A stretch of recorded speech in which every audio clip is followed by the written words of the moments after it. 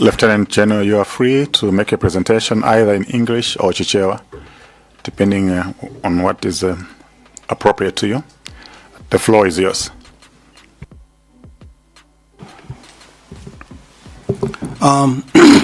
Sorry, I got a throat problem, so my voice is a bit hoarse.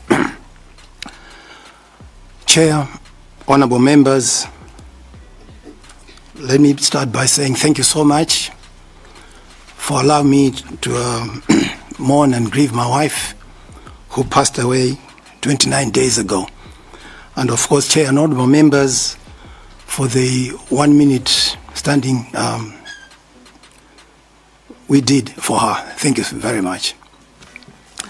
Chair and honorable members, I've been asked to testify on my knowledge concerning the journey undertaken by the late Vice President Dr. Salos Chilima on 10th June 2024, and the information relating to the reported crash of the Malawi Defense Force Donia 22 aircraft. Specifically, I've been asked to explain the basis upon which my information formed, the communications I made or received, the sequence of events leading to my communication with Mr. Moses Takoma. On the 10th of June 2024, at around 11 to 12 a.m., I learned through social media that the Vice President was on board the Malawi Donia aircraft traveling to Mzuzu to attend the funeral of late Raf Kasambala. I understand that he was scheduled to return immediately after the burial because he was due to bid farewell to His Excellency President Lazarus Chakwera, who was traveling to the Bahamas later that afternoon. The aircraft was expected to land in Mzuzu at approximately 10 in the morning, but it did not. Efforts by the Malawi Defense Force and Civil Aviation and authorities to establish communication with aircraft and its crew proved unsuccessful. Later that afternoon, at around 3 to 4 p.m., a search and rescue operation involving the Malawi Defense Force, the Malawi Police Service, and members of the public was activated. Due to limited search equipment, uncertainty regarding the aircraft's location, and the dense Chikangawa forest, the search yielded no positive results and was later suspended that evening. Telephone conversation with Mr. Moses Takoma. Chair, you have to excuse me. Later on, as I go through this, I'll be calling Mr. Moses Takoma as Mose. In short, I hope you don't mind. At approximately 8 to 9 p.m., I spoke with Moses by telephone. The conversation began with me saying, "Beba Mose." He replied, "Bwanji Chief." I then said, "Mose, brace yourself. It's not looking good. I believe this plane has crashed." He responded, "No, Chief." I continued, "It's a terrible tragedy that Sean and his sister," Sean is the late VP's firstborn son, "have lost both their parents." He replied, "Chief, this cannot be. For your information, I was with Mary this afternoon at her house." I said, "Oh, thank God, this is good news. However, social media is awash with reports that the Vice President, Mary, Madam Shanil, and members of the security detail were all on board. The only person reportedly unable to board at the last minute was Honorable Chimwendo." I further told him that my instinct strongly suggests the aircraft had gone down and that the chances of finding survivors were extremely remote. Moses replied that, knowing SKC, he believed he could survive this. I agreed, saying SKC was exceptionally tough and very physically fit. Moses added, knowing him, he will not go down without a fight. Chair and honorable members, why I believe the aircraft had crashed. 3 reasons. Number 1, zero communication. The aircraft was carrying the vice president, a very important national leader with a time-sensitive program that day. A prolonged loss of communication was highly unusual. That's number 1. Number 2 reason was the bad weather.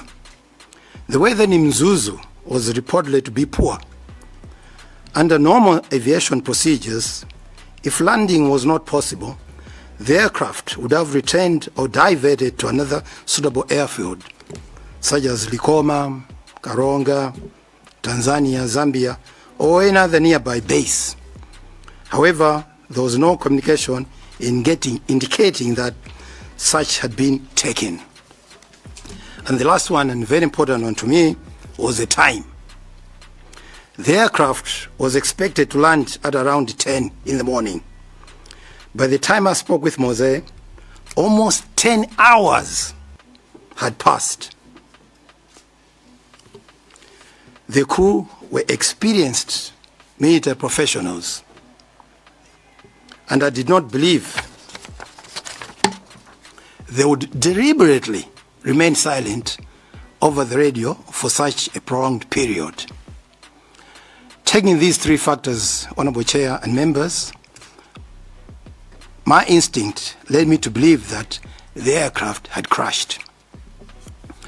Later on in the evening, at around 10, 11-ish, His Excellency then, the President, addressed the nation regarding the missing aircraft and informed Malawians that search and rescue operations were ongoing.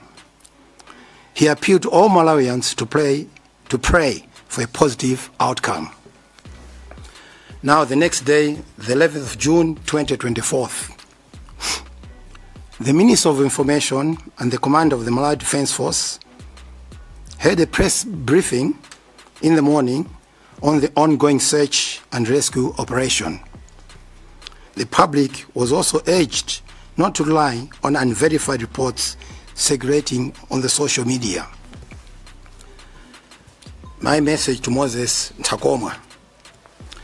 At 11:29 a.m., I sent Moses a message, see the attached, informing him that I had received information that aircraft had been found and that His Excellency the President would shortly address the nation at 12 p.m. Mose replied that he has just received the same information. He also said he was still hoping for the best. Later that afternoon, Chair and honorable members, I departed for India together with my late wife. We fast forward now to 25th June 2024. That's the day I returned back from India. A few days later, I contacted Mose to ask him how the burial proceedings had gone in India. I also requested him to arrange a visit for me to pay my condolences to Madam Mary Chirima. He did so, and a few days later, I visited Madam Chirima at her residence where I conveyed my condolences. On the 1st of July 2026, I sent Moses a TikTok video that I'd seen circulating on social media. See also attached. He responded, "Komaguduga zintu chief." He then asked for my opinion regarding the testimony of Mr. Lapken's wife. I replied that I'd not yet seen it and asked him if he could send me the clip, which he did. After watching it, I replied that I found it very interesting because Mr. Lapken appeared noticeably jittery before the incident. Moses responded, "It's like he knew something," and I said yes. 2nd July 2026. At approximately 10 p.m., Moses called me to inform me that he had been summoned by this committee to provide information concerning the Vice President's accident. He said he was apprehensive about coming here. I encouraged him that not to worry, but simply to tell the committee the truth, as he knew it. He informed him that he intended to mention my name during his testimony and asked whether I had an objection. I told him, no, go ahead. Let me conclude, Chair and honorable members. My conversation with Moses Takoma was that of an elderly brother speaking to someone who was experiencing immense emotional pain and distress. Moses and the late Vice President shared a very, very close relationship. During our conversation, I could clearly sense the profound grief, shock, and anguish that he was experiencing. My intention was solely to provide him with emotional support and to prepare him psychologically for what I believed, based on my personal assessment of the available facts, was a likely and tragic outcome. I wish to emphasize that my conversation with Moses was motivated entirely by compassion and concern. My opinion that the aircraft had crashed was based only on the three reasons I stated before, mainly lack of communication, the adverse weather, and the amount of time, the 10 hours passage that had passed. Chair and honorable members, I respectfully submit my testimony. Thank you. Thank you, Lieutenant General John Msonthi. So just to confirm for you, we've read your report, we've listened to your report. Are you saying the communication that you had with Moses and Takoma pertained to you believing the plane had crashed, not that the plane was identified or was discovered on the 10th? We want you to be very clear, because the report that was made here was that the plane was, you informed him that the plane was identified or discovered on the 10th. Your report is only saying that your conversation with him, you believed that the plane has crashed based on the circumstances, based on the prevailing circumstances. I just want, before we go any further, okay, for us to be very clear, you had no any other conversation apart from you saying you believe the plane had crashed, not that you had information that the plane was discovered on the 10th. Thank you, Chair. Yes, indeed, Chair. On the 10th June, my conversation with Moses was solely based on the three facts that I've mentioned.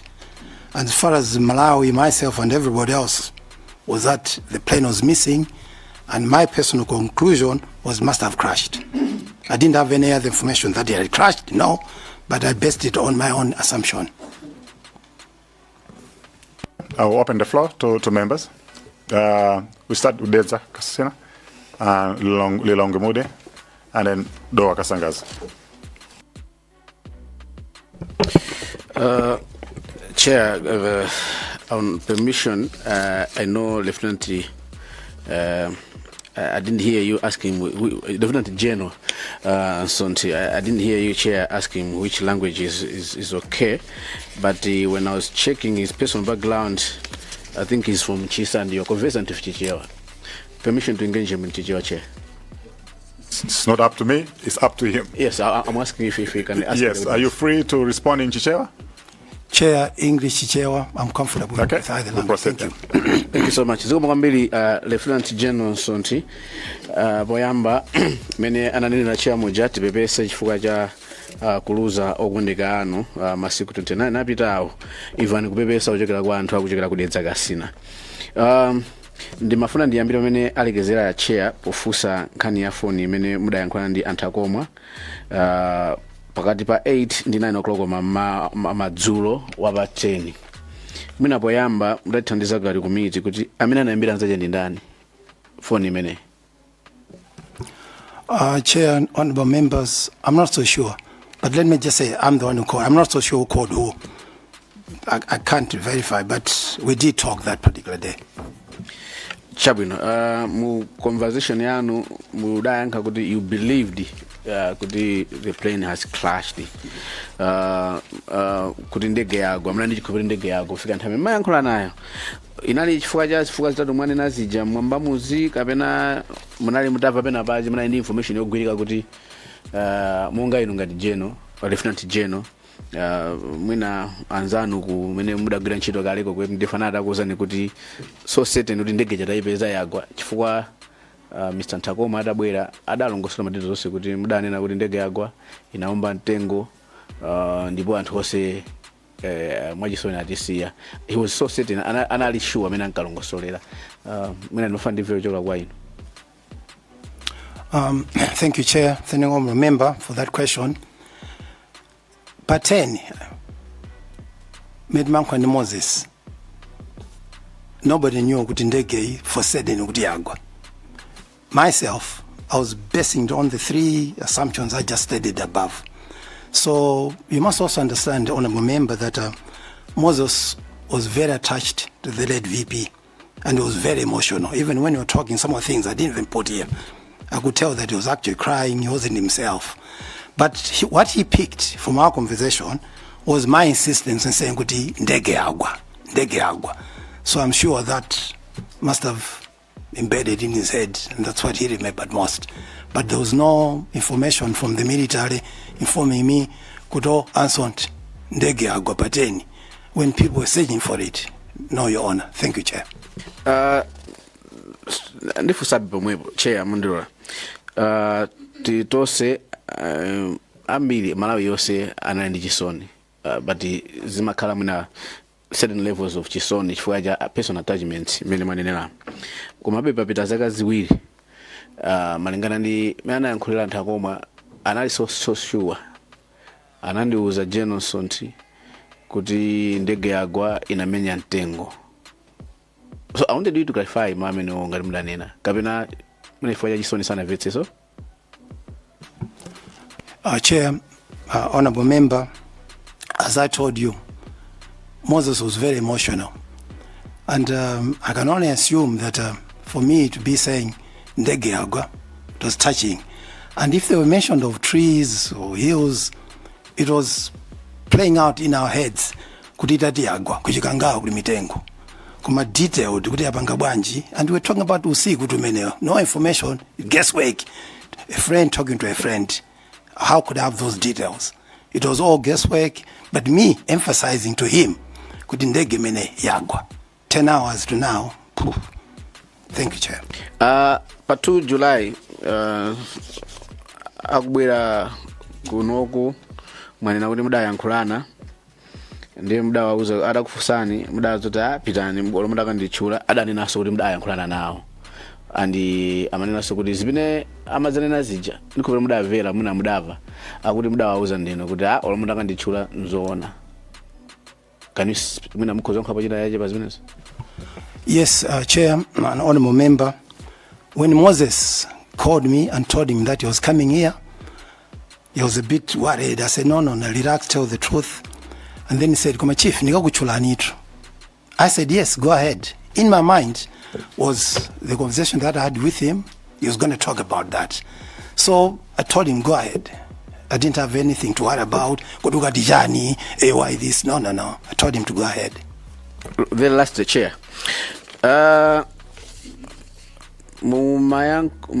Kupatula bafoni ndikubeli mumajeza ndi Nthakoma mukakhala malo golf club ndikuna koteroko malo otero amene anachulira. Ever heard him akulongosola nkhani imene chifukwa kuti kumalo amene amakhala amapezeka nthawi mbiri zimene azanena muno zicha amazinena pena paliponse samazidziwa. Iniwa seko mukakhalapo, how true is that kuti amanena zimene zicha evidence imene mudapatsa inu ija conversation ya inuyo ndiwo amanena amauza anthu paliza golf club adachula malo angapo? Were you part to that kind of circle and discussion? Chair and honorable members, what you must realize, when my wife was sick, I put everything on hold. I never went to the golf club. It was just attention to my wife. So Zoti, Moses Amacheza, he could have, that's possible. But from what I picked up, I listened to his testimony when he was here. He kept saying he didn't believe me. In other words, he knew that day usiku. I didn't have any solid information. So that's why probably he didn't share it with anybody. But Zoti amabanga share kumauza antineso kumamva pompo, no. I was most of the time in the country or in India, in and out. So I never went to the golf club for a long period until now. Thank you, Chair. Chair, so I had Dowa Kasangaze. Oh, I had you.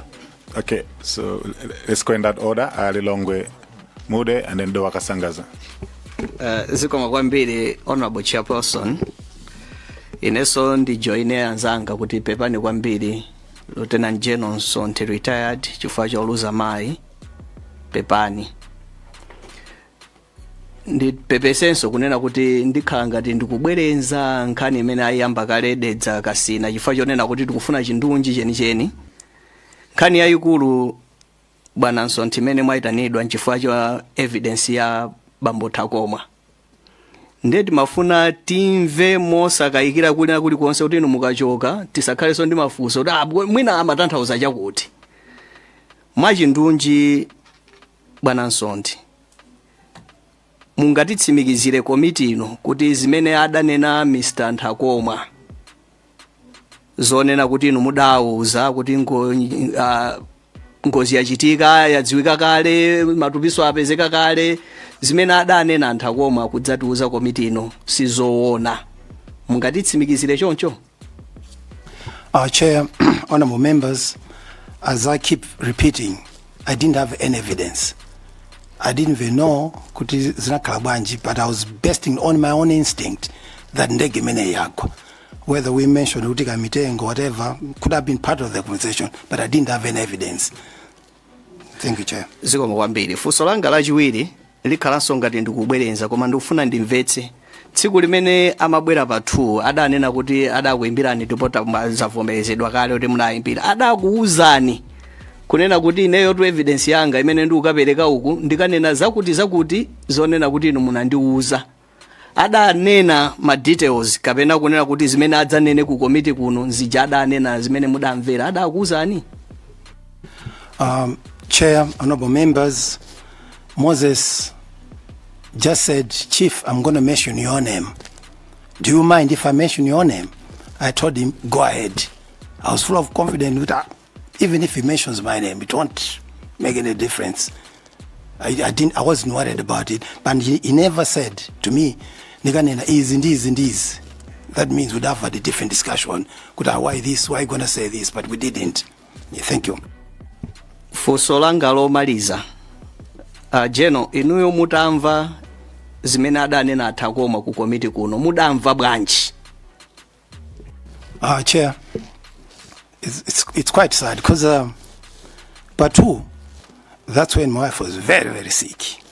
Part 3, when you're interviewing, that's when my wife passed away. So there was a lot of backlash from a lot of people.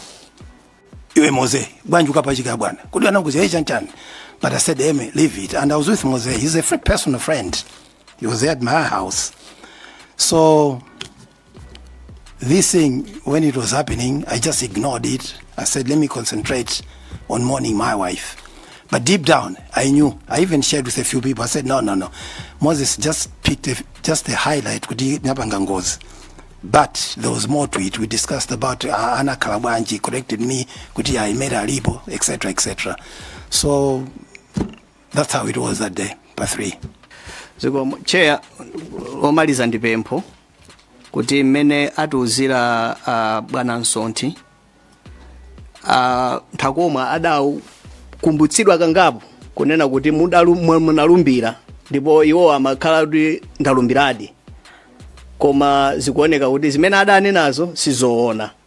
Nde ndikupemphani Chair komanso kuti tione kunena kuti kodi Takoma tipanga bwanji monga mwa malamulo. Zikoma kwambiri Chair. No. Yeah, zikomo kwambiri chair, potipatsa mpata ife anthu akukasangadzi kuti tiperekepo mafunso awiri atatu. Poyambirira ndi ajoina anzanga kukupepesani General Msonthi chifukwa cha imfa ya amayi akunyumba kwanu. Ndili ndi mafunso ochepa chabe.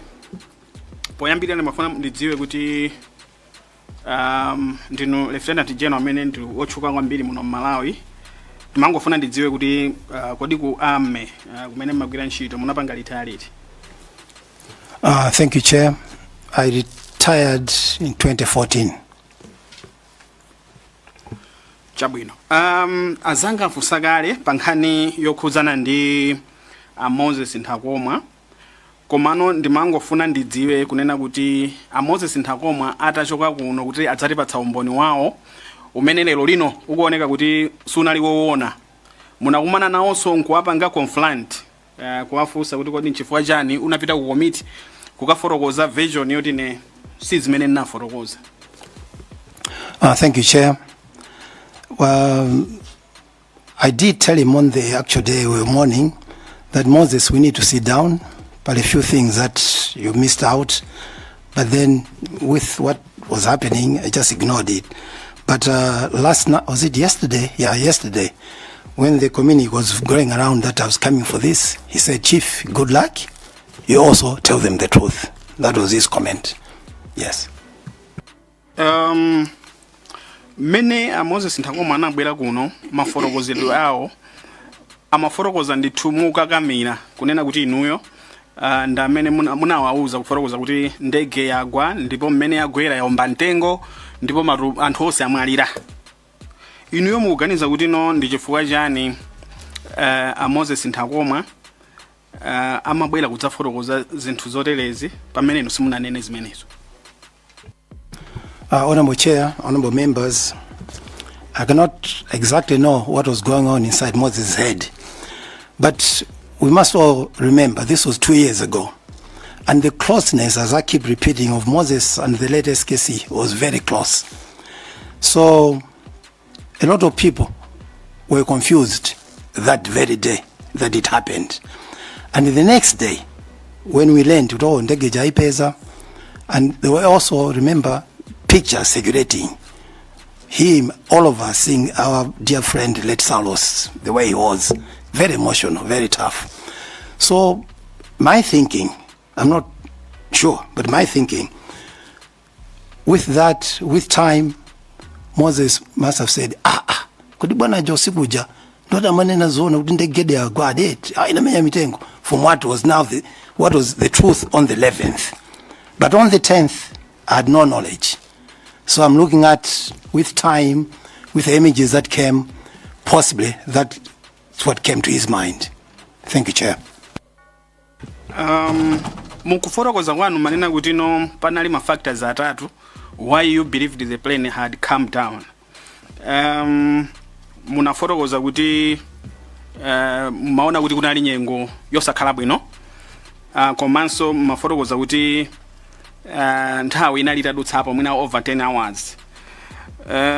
Ndimafuna kuti mungo fotokoza chifukwa chachitatu chifukwa sindamvetsetse bwino mati chifukwa chachitatu chimene mmakhulupirira kuti ndege imene inali itagwa ndi chani.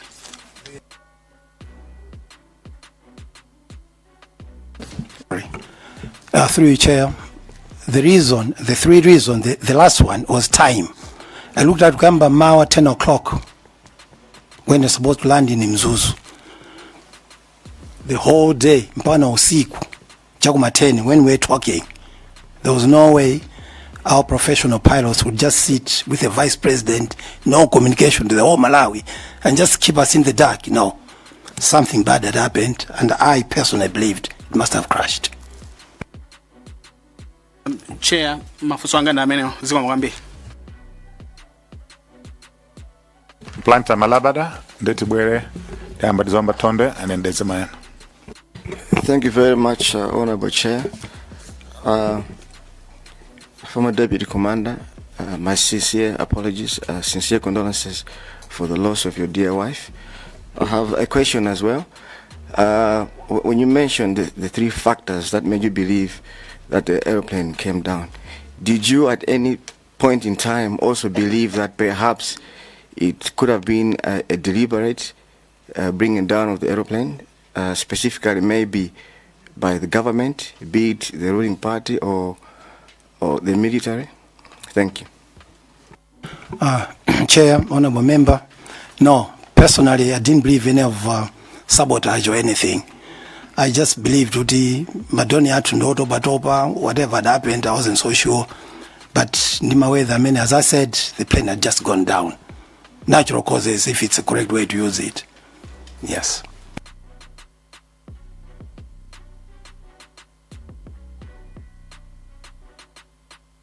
Somba Tondwe, then we go to Data Mayana. Thank you so much, Chair.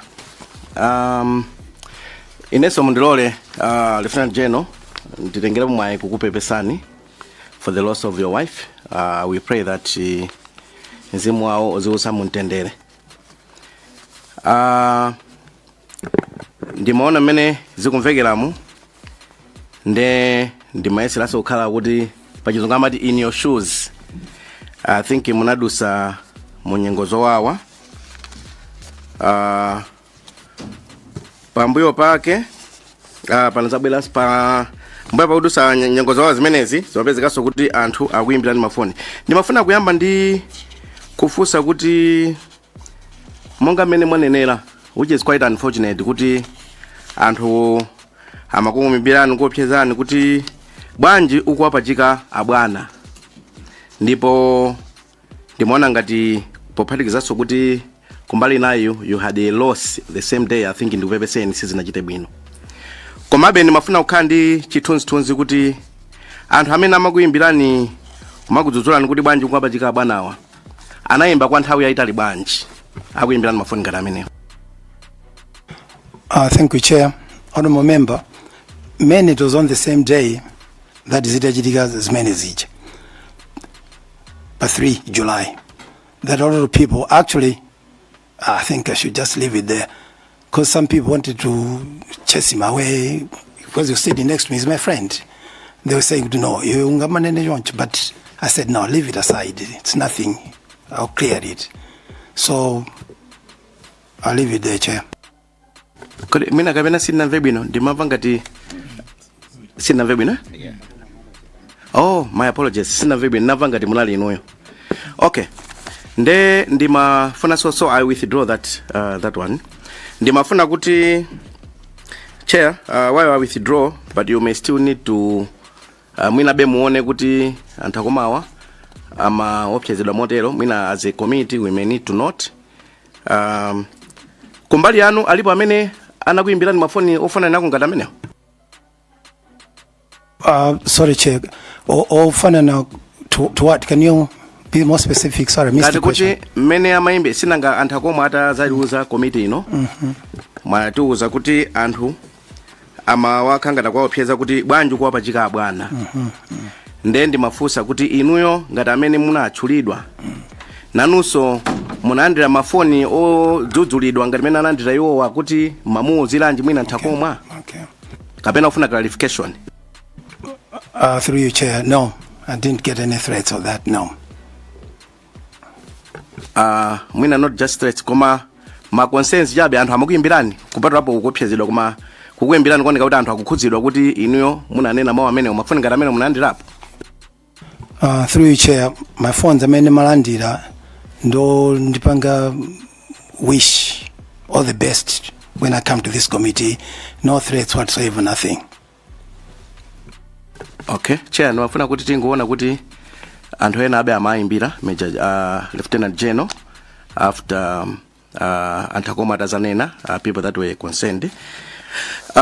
Ndimafuna so ntadziwa kuti mwapereka zifukwa zitatu zimenezi nakupangitsani kuti muganizire kuti ndege ikhoza kukhala kuti yagwa. Zikuoneka zifukwa zomveka bwino kwambiri zimene mmangopenekera.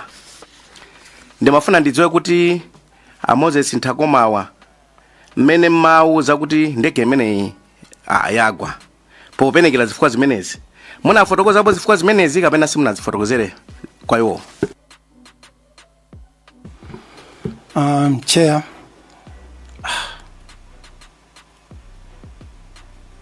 I don't think I went into those details with him, but there were a little bit of it, but it wasn't detailed. But the last one, Magamagazantawi, I remember mentioning that, Ntawi, I know. Until now, it can't just be up in the air. It must be down. Thank you, Chair. Mwina kuti komiti ingodziwa chifukwa chani zifukwa zitatu zimene zisimuna fotokozere.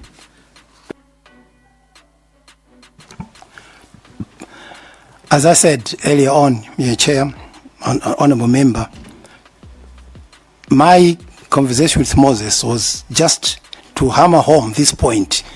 Yoti India, we should have hope, but we should prepare. Kutindege, it's not in the air. Yagwa. That was my main point. Pevani Chair, mimi kangatifusa pomwepo. Munachiona kuti nchofunikira kwambiri kuti chofunikira kwambiri bwanji kuti muyesetse kuti adziwe kuti ndege yagwa. Muona kuti nchofunikira bwanji kwa iwo. Mene munena.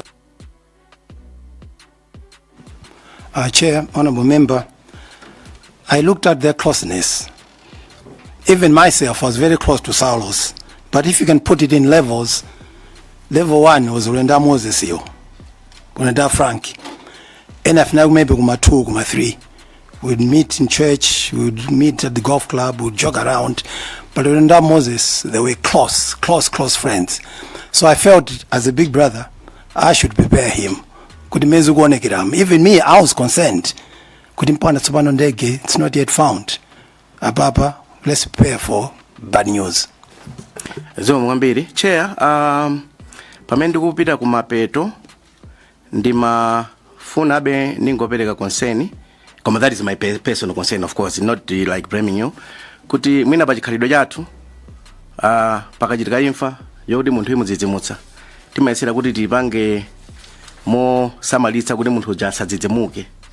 Koma zikuoneka kuti Lieutenant General amayesetsa kuti munthu uja ngakhala nali close kwa late Vice President akhulupirire kuti Vice President amwalira. Mwina that may just be my opinion. Koma mwina njira bwino nakakhala ine nakaganiza kuti mwina ndiyo waika pang'ono kwakonzekeretsa kusiyana ndi kukhanga ndikwakakamiza kuti akhulupirire. Komabe ndipite patsogolo, Chair, with your indulgence. Ndingofunsapo kuti ubale wanu ndi anthu akoma ndi wanthawi yatali bwanji. Lieutenant General. Thank you, Chair. Thank you, Honorable. Urenda Moses, I met him, I think in 2008 when I came back from the States, because I was always at the golf club playing golf, and these are the boys I was playing golf with. So it dates back to that time. Zongwambiri. Mene madziwira ndi munthu oti wauka mbelembele ukuti okayikitsa zonena zake. The way I know Moses is a nice boy, very nice, polite. But I know he's got a temper and he's an emotional person. He's very emotional, but he's a good boy. Ndimakamba kumbali ya pachizungu amati integrity. Kukhulupirika kwake ndi munthu oti akhoza kupanga zinthu zokayikitsa ngati kukhala mabodza mene mukumudziwira mwene makhala naye kuyambira 2008 kufika panopo tingamati about zaka 18 ngati sindikulakwitsa. Mumamudziwa munthu ngati oti wamabodza kapena munthu okhulupirika. Chair and honorable member, the way I've interacted with him, it's on a social level. So details on important things that, can I trust him, can you do this, we're never there. They're just somebody that, are we playing golf today? We play golf. I may come into your house, he comes to my house, or I go to his house, things like that. So to reach that level that maybe I'm conspiring, maybe I'm doing things, can I trust him? We didn't reach that level. No. Zo ngambiri. So ndimafuna ndingowerenga report imene anatipatsa anthu akoma. Of course ili nchizungu. Koma tikapita pamene pakuyamba ndi pamene actually so ndikupa podi libe mapeji. Koma it's the last page ya report yao. Akunena kuti ndingoyambira pamwamba pepani chair. Akuti olemekezeka a chairperson ndi mamember onse a committee pamenepa ndinaganiza zopita ku nyumba chifukwa nalibe transport, ndipo Mai Gloria Kantukule ndi amene anakandisiya, amene anali deputy guard commander.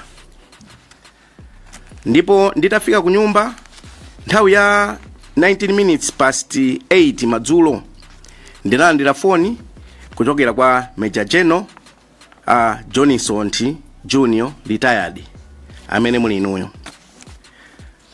Ndipo nditalandira foni nditayiyankha, Msonthi ananena kuti Moze, pepani for the loss of your friend. Kutanthauza kuti pepani pa kutaya anzanu. Ndipo anthu akoma anafunsa kuti mukutanthauza chani inuyo a John Msonthi.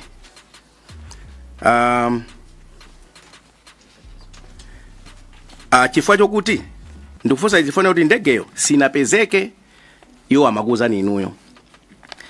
Ndipo inu munayankha kuti ndege yapezeka kalekale sometime area mbuchizungu mmene analembera kuti ndege yapezeka kale nthawi ya mbuyoyi.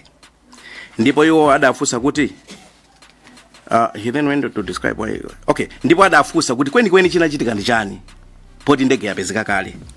Ndipo iwo anapanga aleji kuti inuyo munawayankha kuti phiko la ndege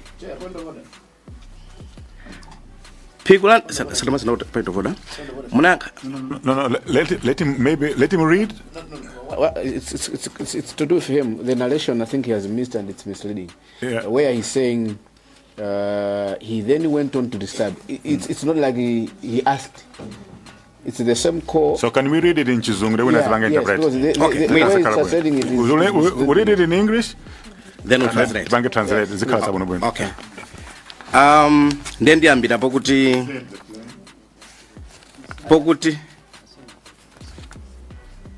ndiambire but chair, you may guide.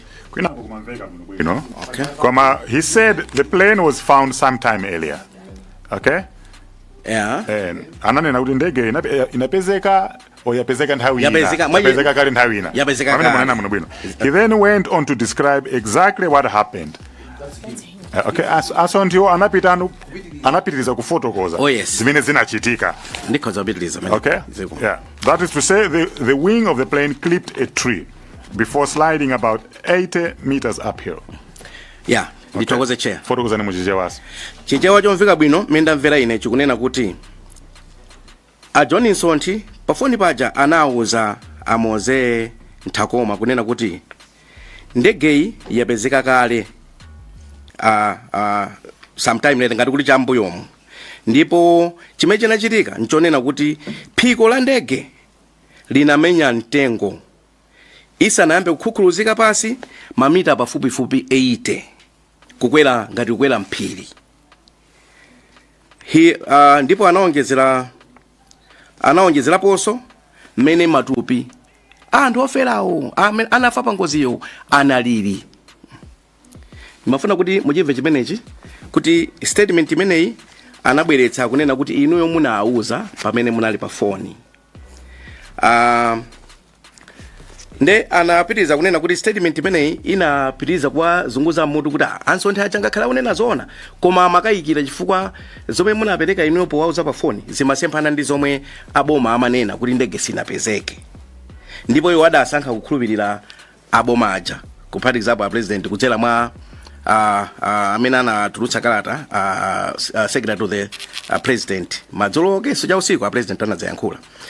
Ndimafuna kunena kuti statement imeneyi iwo anadzanena kumapeto kwa nkhani kwananena kuti samayikhulupirira koma mawa limene nali pa 11 mawa lakilita bwera zinapezeka kuti information ndondomeko yonse ija munawuza pa phone ija ndi zomwe akuwuzidwa mmene ndege yapezekera komanso yagwera zodiso yayenda pasi chimodzimodzi ngati munanena inu dzulo zija ndi zimene anamva nokumva.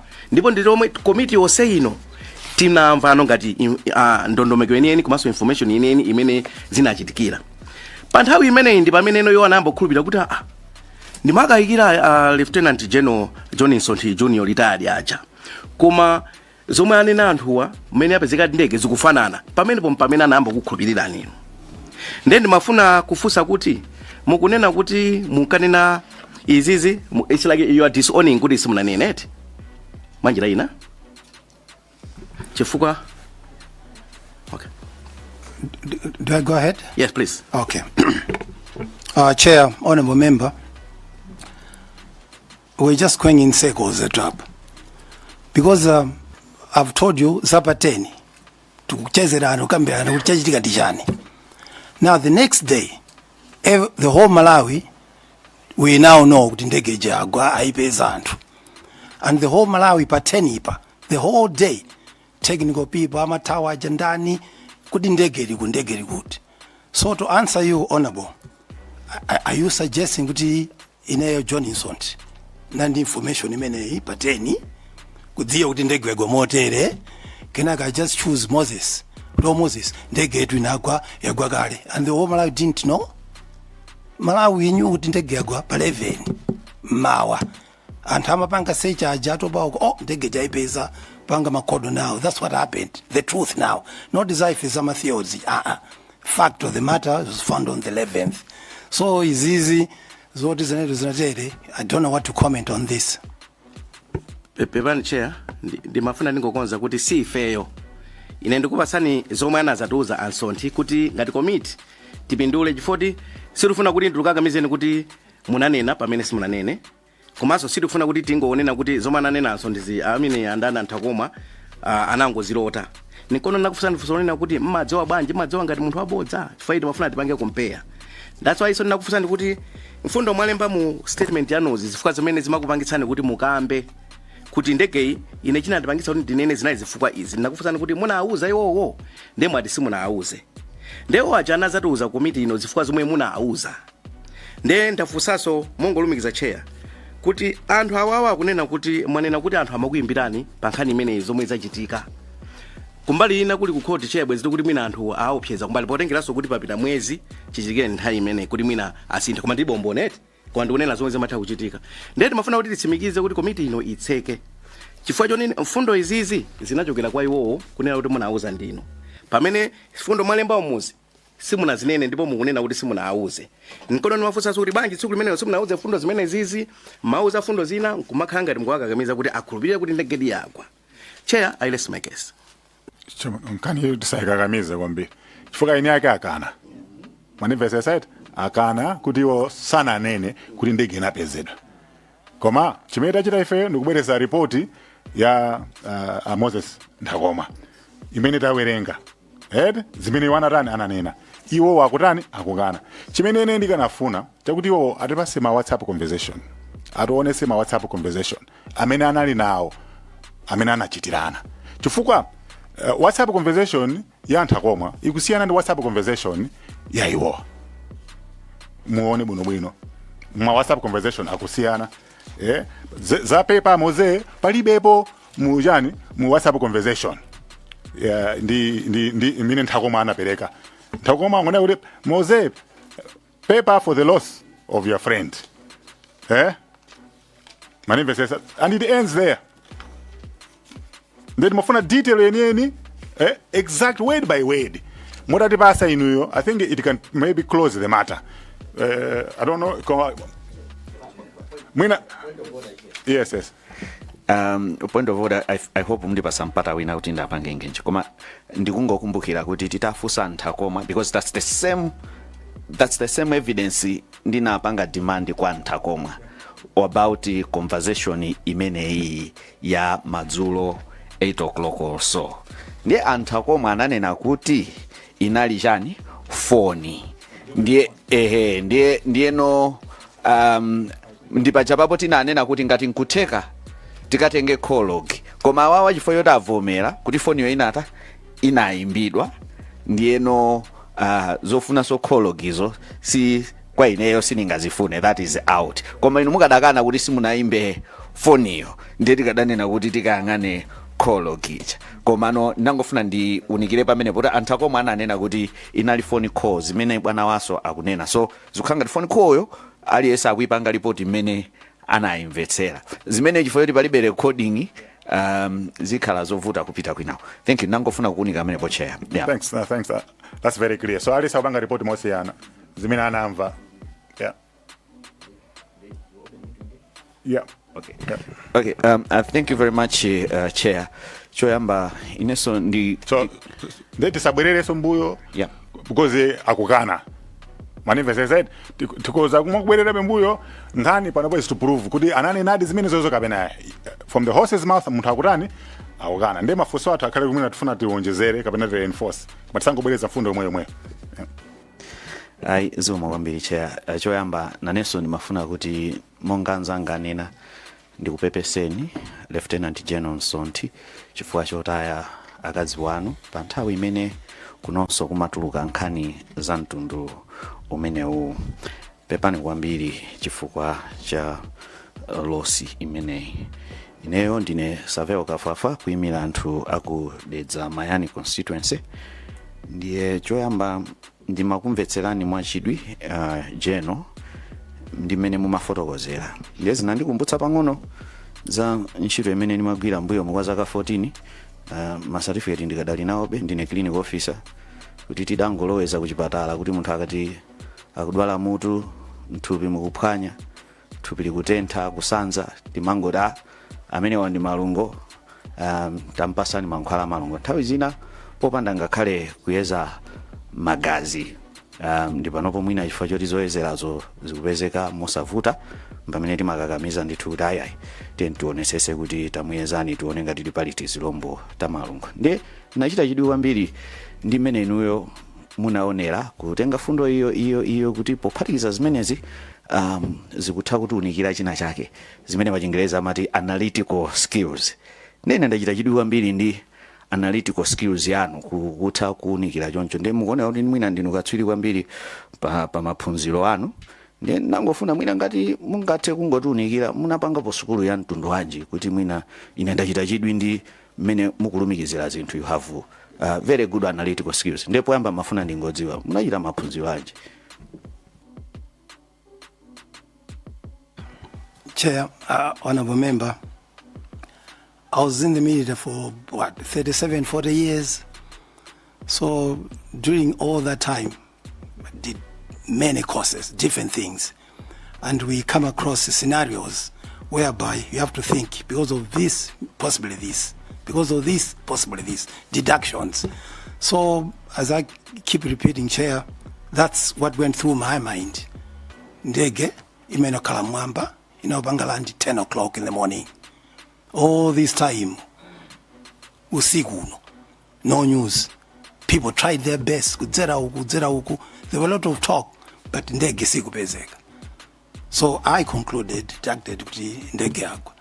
So your question about what I've done in the military, my training, it was all part of that. Let's call a spade a spade. Thank you, Chair.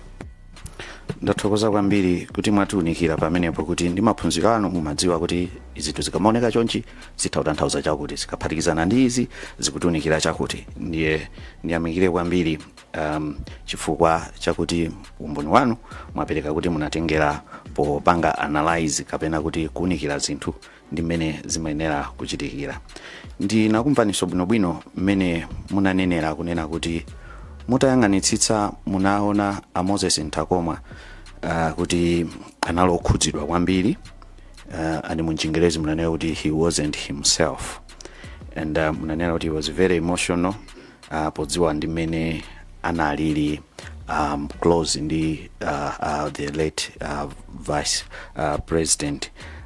Chair, nangofuna kuti tikumbukire as a committee kuti pa ripoti lina limene tinalandira I think kana Dr. Skwese anatifotokozerapo kunena kuti Ntakoma atamva uthenga kuti ndege yasowa ali pa airport kuchileka akuti analira ali mu ndegemo. Ndiyeno mpaka na kuti pilot anachita kubwera kudzakhazika chete kuti ayi pepani this is a commercial flight mwina ngati nkutheka khalani chete. Ndiye zikugwirizana ndi kuti mutafusidwa inu munanena mwafotokoza kunena kuti mukwadziwa kuti Ntakoma is very emotional munanena zimenezo.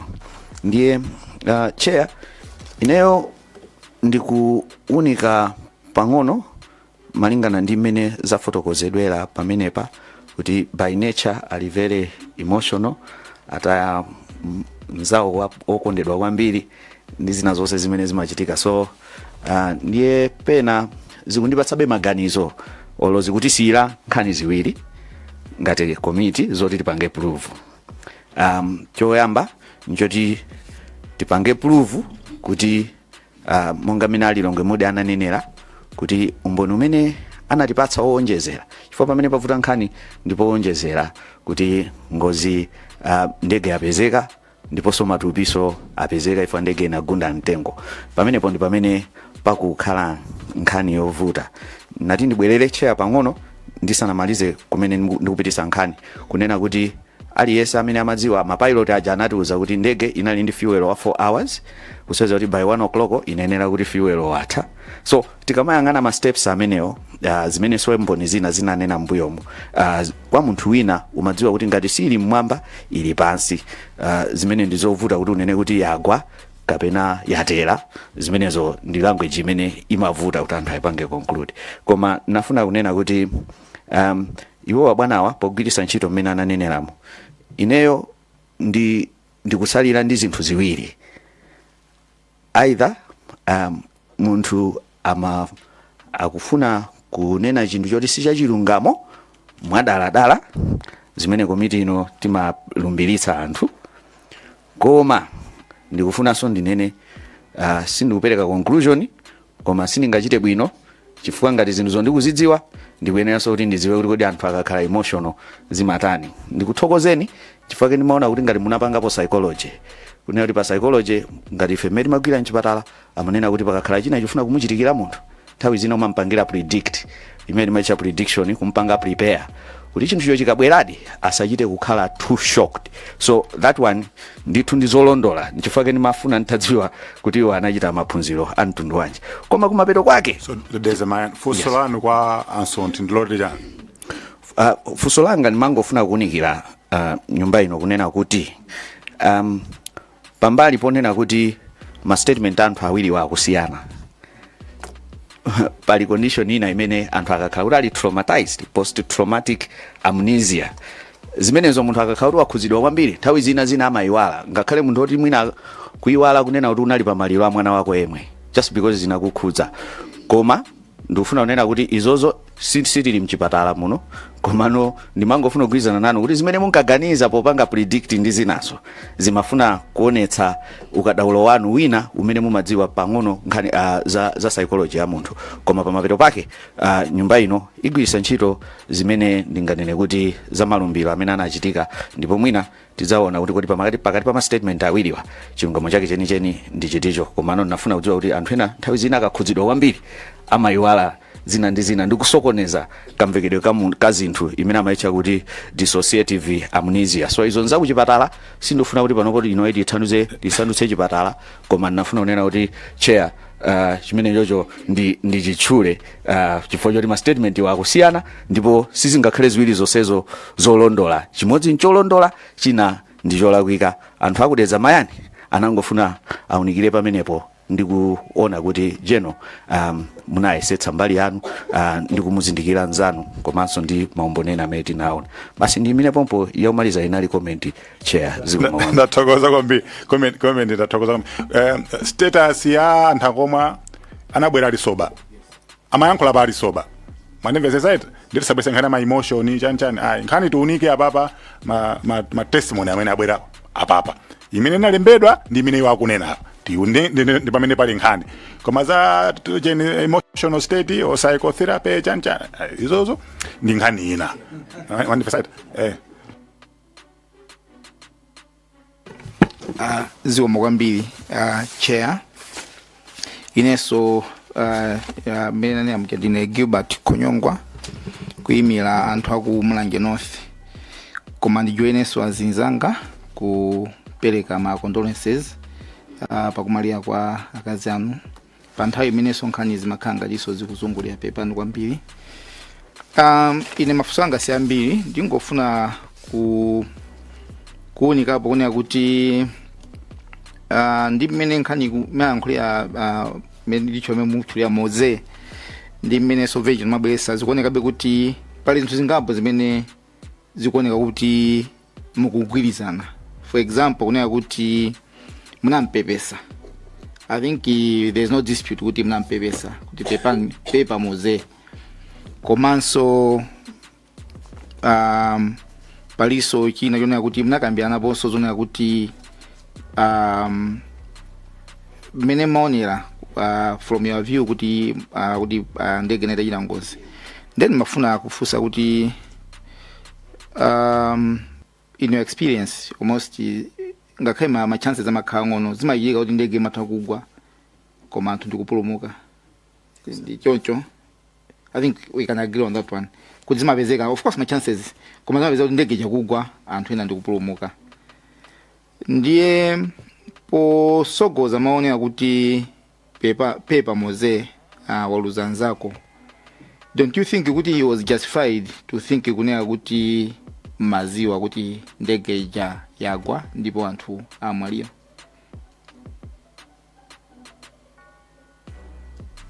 Thank you, Chair, Honorable Member. If I recall perfectly, I said paper mose.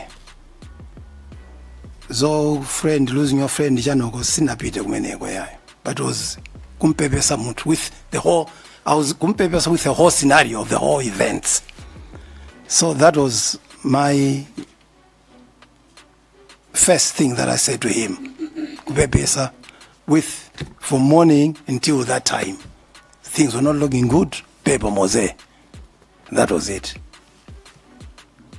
Chair, just to interject, I'm James Mpunga from Zomba City South constituency. I'll refer you to your own presentation. The last sentence on the telephone conversation with Mr. Moses Ntakoma, where it says, it's a terrible tragedy that Sean and his sister, have lost both their parents. I want you, as you're answering Honorable Konyongwa's question, to also have that in mind. Yeah. You might say, Ntakoma sumnauze to Mose Pepan for the loss of your friend. But here, in your own presentation, you are saying both parents for Sean and the sister have died. So have that in mind as you're answering Honorable Konyongwa. Thank you, Chair. Yeah. Then manena kuti considering kuti sinapereke option yona kuti at that time ngati mungakumbukire kuti anthu amati ndege yasowa, I think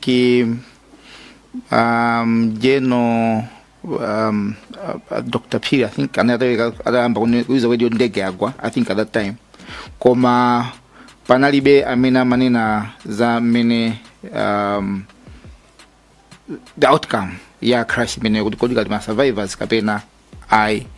Ndiye fuso limene nimafusa nkunena kuti Ntakoma anabwera kuno kupenda kuti ndimana nkulia Lieutenant General Msonthi zikuoneka kuti amaziwa ndithu kuti ndege yagwa ndipo anthu amwalira.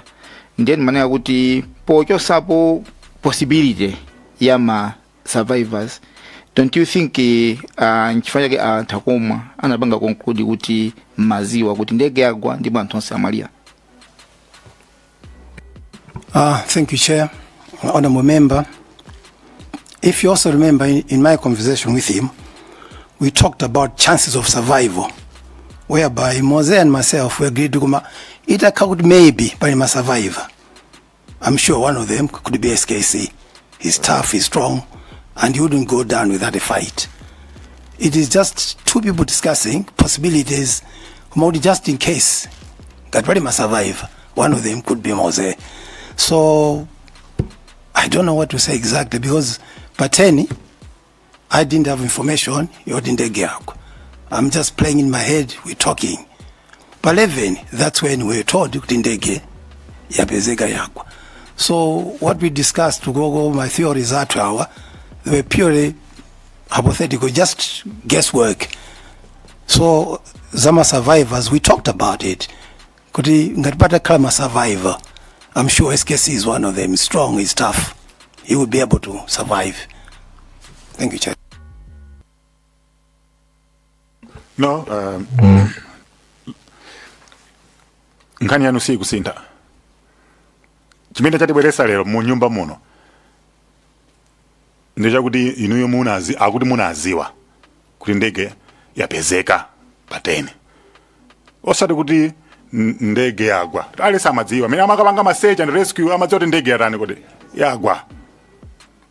Manifestesa koma iniyo anakupanga ni concert kuti ndikupita kundiitana inquiry, maona ngati ife timafuna tidziwe kuti ndege inagwa pateni.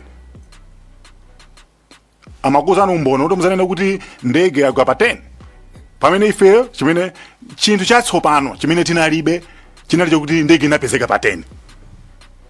Ndesinuziwa kuti conversation yake makambirana ya mtundu wanji. Now we don't know whom to believe, whether it is you or Antakoma. For iniyo mukukana. Manifestesa we can go backwards and forwards. Koma asanabwere kuno anakufusani inoyo ndikupita ndikafotokoze kuti ndege inapezeka pateni, inu mukuti zimene zisomo nakambe. Correction, Chair. Moses told me akundiitana ku inquiry, do you mind if I mention your name?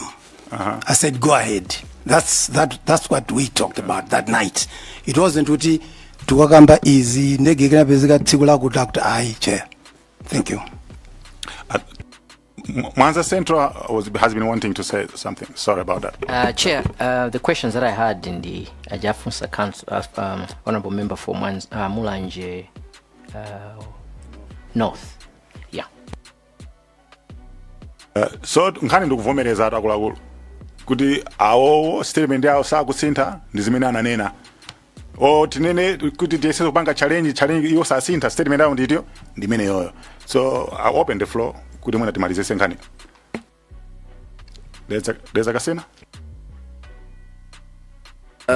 Ziko Mkwambi Chair, I will as per the guidelines from you and the mandate of the committee Chair, Mndole, I will not put on any view or my personal opinion.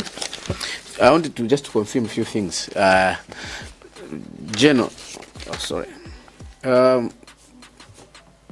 I was quoting your own statement. The first one was Nkhani ya discussion ya mine timawelenga ama nakufusana mwambi lokuja mnayankha zimene zoka ngapo komanso adafusa azomba thondwe the statement anagwerengera mana gamba Antakoma nkhani khudzana kuti ndege inamenya mtengo zinadani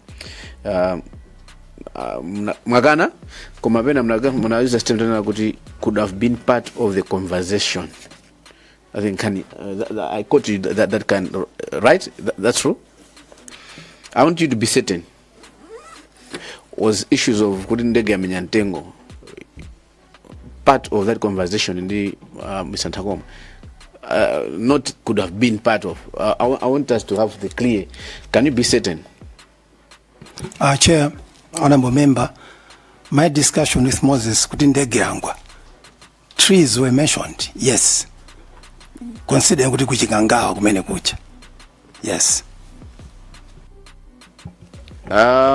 Moses, we need to talk. There are other things that you missed out.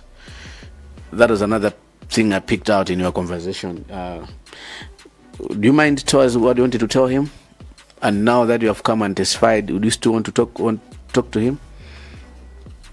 Sorry, can you repeat your question? I'm not. You had said at a certain time you had told Moses, I think is it during the funeral time, you said, Moses, we need to talk. There are other things that you missed out. I did quote you that way. Now my question is, what is it that you wanted to talk with Moses? The little I got that day when Moses was here, he kept saying, Msonthi has told me uti ndege yagwa. That's it. He didn't talk about what we talked about earlier on. That's the thing that I said, Mose, mango nena to point yoti ndege yagwa. Zina zot nakambirana zina simnanene. That was my point. There's another thing, yeah.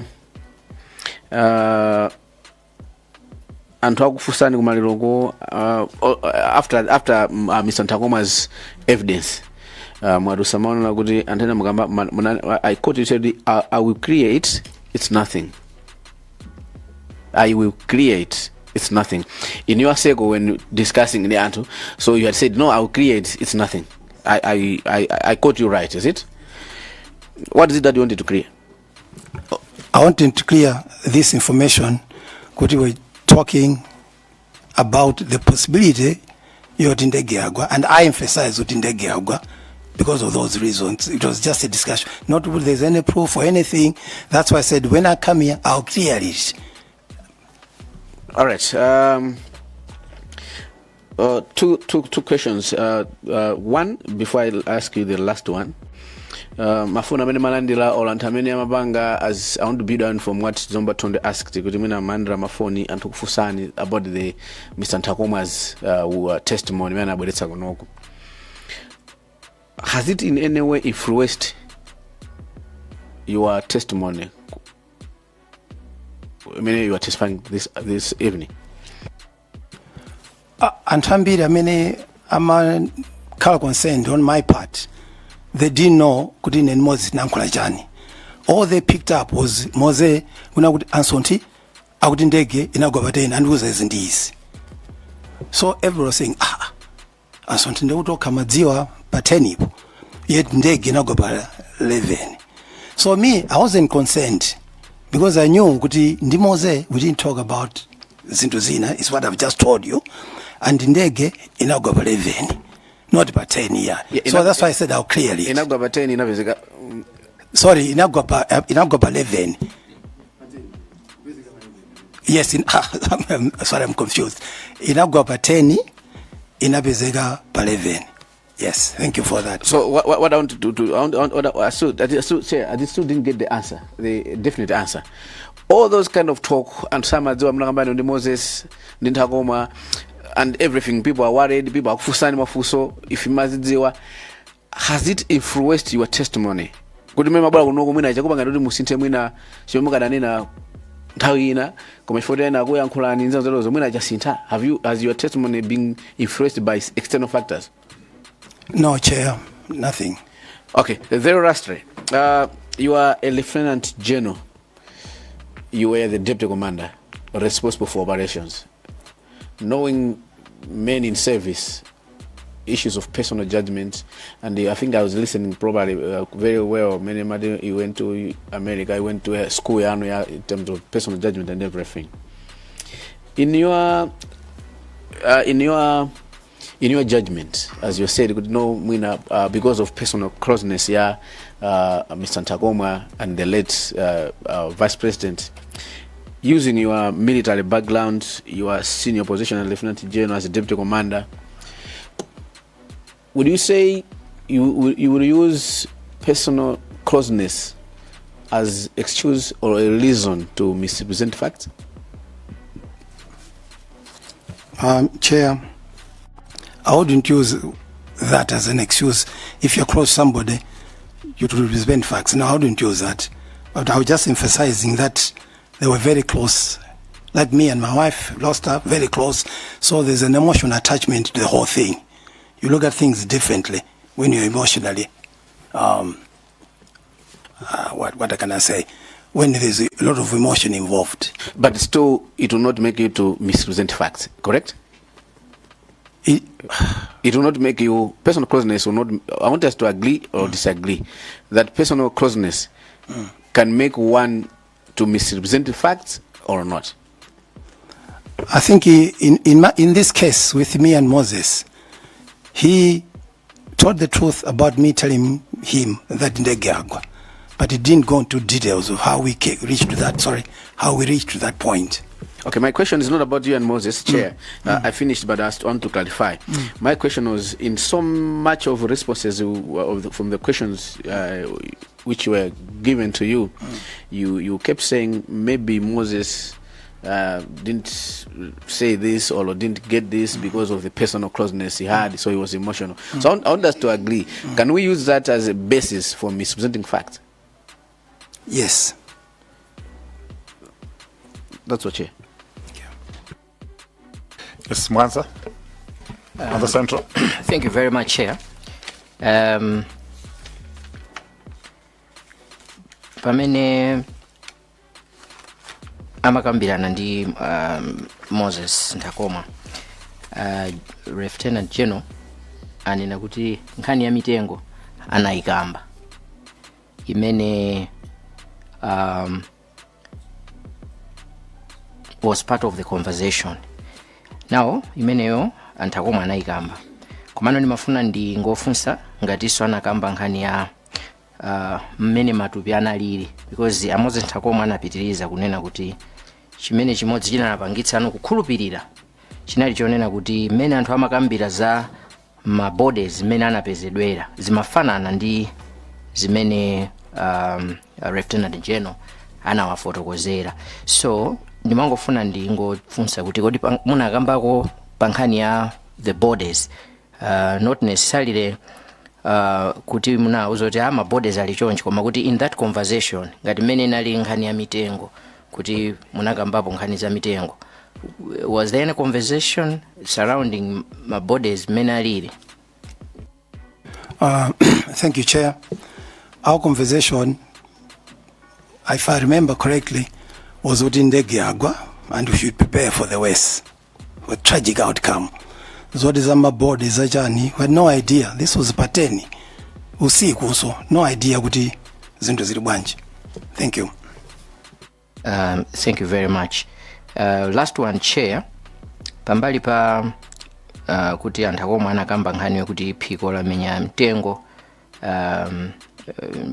anazakambanso kuti General anapitiriza kunena kuti inachita slide, inapanga slide, mumboni wawo anakamba choncho, kapena kuti mwinanso muzokambira namo akhozokhala kuti iwo adachita piki nkhani imene pa mwina mbali imodzi ya zimene mudakambirana ngati mmene anachitira piki nkhani ya mtengo, kuti pa nkhani ya sliding kuti kapena adachita piki nkhani imene mwinanso pa kwa kulongosola kwanu kapena kucheza nawo kwanu kapena kwa fotokozera kwanu kuti mwina akhozokhala dala kuitsa kukamba zimene zifa cha nkhani imene mudayikamba yokhudza sliding ya ndege.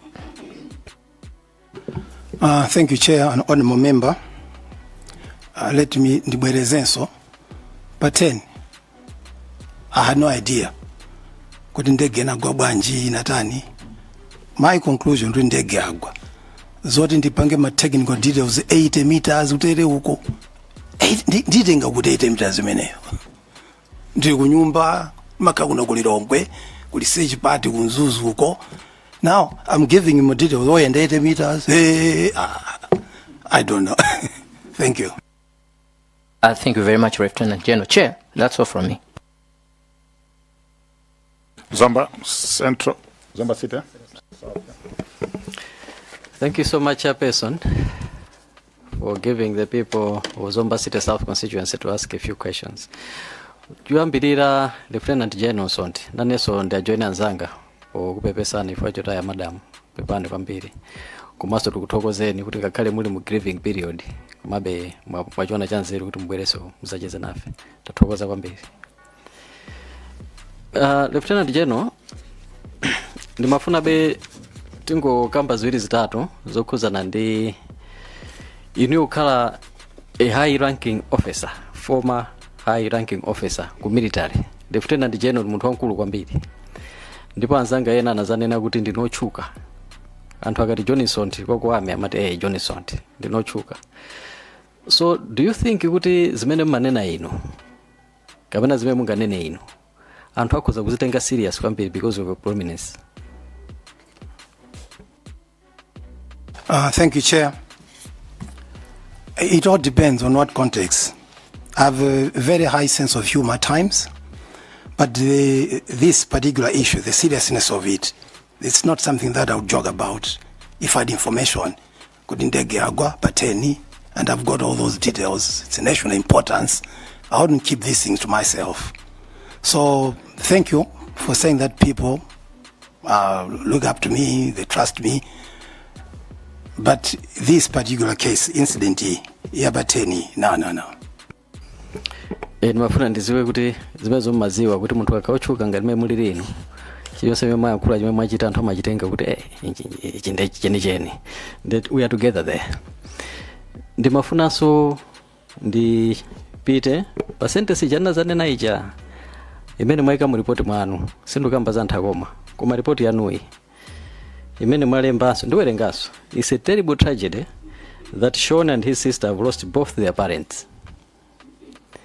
Imeneyo ndi prominence yanu. Don't you think kuti munthu akhoza kunena kuti you know what you are saying as a truth? As I said in my statement, Kumamoze, Sean, and the sister losing both their parents, very sad. This is me telling Moses. Then Moses corrects me immediately and says, yeah, Mary wasn't on the plane. You see how... Chairperson, I just wanted us to go together. Yes. Sentence indaiwerenga in totality. Are you disowning anything from this? Because umapereka presentation ndi nuyo. Yes, yes. As it stands. Yes. Kuchizungu, kuli kuyankhula ndi certainty, kapena kuyankhula with high possibility. Those two you agree, Lieutenant General, kuti nzosiyana. So this sentence, can you say kuti mayankhula kuti high possibility, kapena probability, kapena with certainty as it stands? I'm sure you're looking at the sentence that I'm referring to. Yes, yes, yes. Does it convey a message kuti there's certainty in it, kapena pali a certain doubt in what we are saying? The sentence, the way it reads here, it's a terrible tragedy that Sean and his sister have lost both their parents. Okay, that one. That's a sentence that I'm making to Moses. He's replying to me, Chief, no. This cannot be. For information, I was with Mary at the house. I wanted you to concentrate on that sentence. Yes. And tell me whether it gives certainty to what we are saying. Kapena ikumapereka ka doubt kuti pali some degree of probability or possibility. As it stands, just choose whether it's certainty or palika possibility. I'm saying it's a terrible tragedy. Yes. That Sean has lost both parents. Yes. Full stop. Yes. Is there any piece of uncertainty there in that sentence? When I was telling Moses that time, you must go back to say ndege agwa. In my mind, Madam Chirimaso anali momo. So now I'm conversing with my friend Kuti. It's a terrible tragedy, losing both parents. So he is correcting me now. Mary wasn't in it. So if you just take that sentence alone, it doesn't give enough evidence. I knew everything. Okay, now we'll move on. I think in the interest of time. Okay. Doa Kasangazi did ask you a question. I think you did not respond to that question.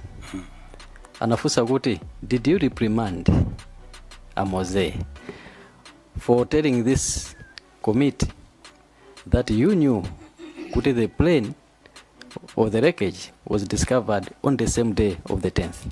Did you go back to him to reprimand him? I told you Kuti Nachita crash on the 10th, which everybody knew Kuti Nachita crash on the 10th. But he came here and told us that you told him that it was discovered on the 10th, which you are saying is not true. So Doa Kasangazi was asking you, did you go back to reprimand him? Could I say, is unanene range? Because I never told you this. And you did not answer that question. Chair, one of my members, I did answer it. I said, Kumalira Gonko, you're sitting next to me. I said, Mose, Tigagambirane, you left out a lot of things. That's what I said. Okay, so that was reprimanding to Nanene Ranges Major. I didn't say that. Okay, I will finish. Are you on a WhatsApp group called the Happy Agents? Yes, I am. Where are there colleagues like Edward Namalima, Ochanga? Can you confirm? Honorable Chair, I wouldn't know the full list, but I know it's golfers. So Chang is a golfer, obviously. I think he's on it, but I don't know the full list. Thank you so much. Chairperson, I just wanted him to confirm that he's on that WhatsApp group called Happy Agents. Yes. I submit.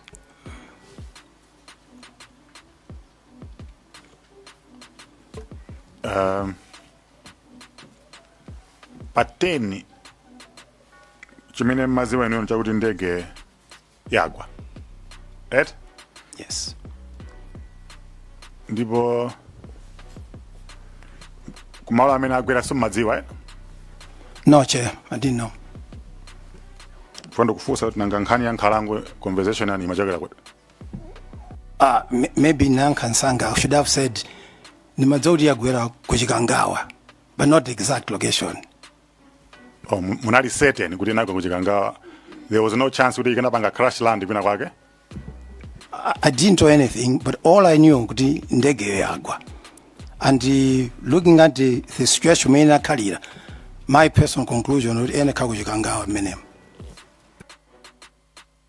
So my possibilities koma analipo ena kuti ikanapanga crash land kwina kwake. That's possible. Kulimadzi, kulizambiri. Could have been lots of things, yes. Okay, nafuanda nkhani ya mitengo imene imanida bwesa nkhani ya mitengo imabwera bwanji pamene ikanatha kugwera muleki Malawi ikanatha kapanga crash land mu field mwina mwake. So conversation ya mitengo ndi inuyo ndiye anangoma imanida bwesa kuti you were so firm ndumakamba nkhani ya Nkhalango pamene ma options anali ambiri mbiri. So I just wanted us to tipange close nkhani imene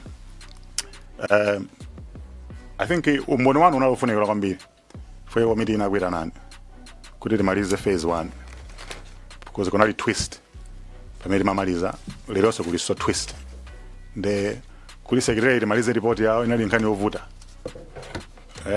kuli phase 1 ikali complete nde ife titokoza kuti mwati basa umbono wanu and mabwera you've explained under very difficult circumstances and we appreciate kuti mabwera you to face us in this very difficult period for you.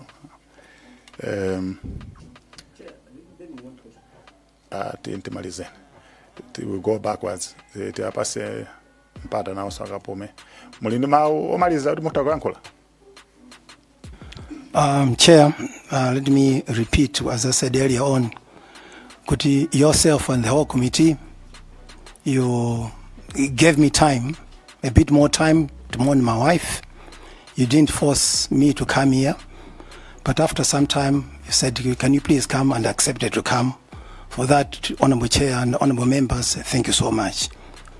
And for this inquiry, I'm following it now. I think you're doing the job. Malawians need closure. But it's important to look at things that can help us. Could it deal with what happened? Was there sabotage or something? So far, keep doing what you're doing. And we all saddened. SKC was also a personal friend of mine. We're sad that we lost him and the whole team. Thank you.